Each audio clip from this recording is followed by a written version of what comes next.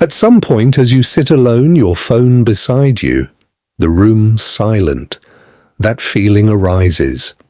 Emptiness. Not exactly sadness, not exactly boredom, something deeper. You open your phone for no reason. You close it. You open it again. You sense that something is missing, but you don't know what. Most people assume this is a glitch, a modern-day malfunction. But the truth is much stranger than that. This emptiness is not a malfunction. It is an instinct that is hundreds of thousands of years old and was once the most important thing that kept you alive. Think about it with me. Why does your mind invent a feeling of inadequacy out of nothing? Why doesn't it just settle for comfort? The answer begins 50,000 years ago in a time when there was no phone, no screen, not even a word called boredom. World-renowned social neuroscientist John Cacioppo spent decades studying one thing: loneliness. Not loneliness as a choice, but loneliness as a biological sensation. Cacioppo discovered that the human brain deals with social isolation in much the same way it deals with hunger, literally. The same neural circuits that scream you need food are the same ones that scream you need people. Now ask yourself, why would the human body develop an internal alarm for loneliness? The answer is both simple and harsh, because humans who found themselves alone 50,000 years ago often didn't live long. Imagine one of your ancestors walking alone, far from his pack. No guard, no extra eyes watching the lion hiding behind the undergrowth. No other hands to help gather food before nightfall. Solitude was not comfort. It was a real and immediate danger. The human brain has an alarm system. An uneasy, vague feeling compels you to seek out others. This is the same feeling you have now when you are alone in your room, and you unconsciously open your phone just to see another face, another message, any sign that you are not isolated from the tribe. But this is where the real paradox begins. Your first ancestor lived in groups of 15 to 50 people at most. Anthropologist Dunbar studied this extensively and found that the human brain evolved to truly cope with a limited number of relationships, often no more than 150 people. This number is now known as Dunbar's number, 150 people. That's all your brain can process in real depth. Now compare this to your own reality. How many people do you follow? How many notifications do you receive daily?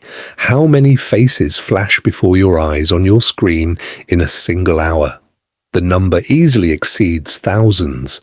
Your brain, designed for a small tribe, is now trying to process the entire world at once.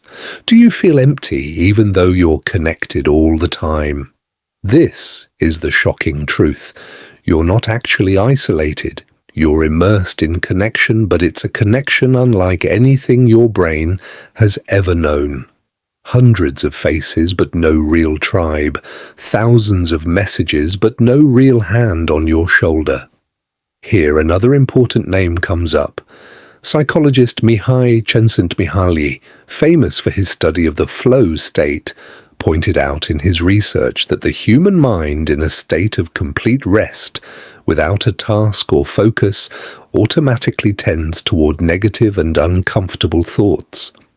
The mind was not designed for idleness. It was designed to be engaged in a task that serves the survival of the group. Another study, conducted by Harvard researchers Matthew Killingsworth and Daniel Gilbert, tracked thousands of people in their daily lives via a smartphone app, asking them at random moments, "What are you doing right now? Is your mind wandering?" The result was unequivocal. The more a person's mind wandered from the present moment, the less happy they felt, even if their thoughts were negative about the future, and not about a bad present. The study's title perfectly encapsulated its findings. A wandering mind is an unhappy mind. Think about this. Your mind doesn't necessarily hate the present moment. Your mind hates emptiness. Emptiness without purpose, without a group, without a sense of belonging to something bigger than yourself. And now we come to the real turning point in this story.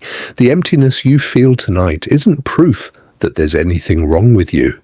It's proof that your brain is still working exactly as it was designed thousands of years ago. It's searching for a tribe. It's searching for a mission. It's searching for a purpose that serves something bigger than simply being momentarily glued to a screen. The problem is that the modern world offers you a false substitute, a notification that resembles attention, a follower that resembles a friend, a quick swipe that resembles adventure.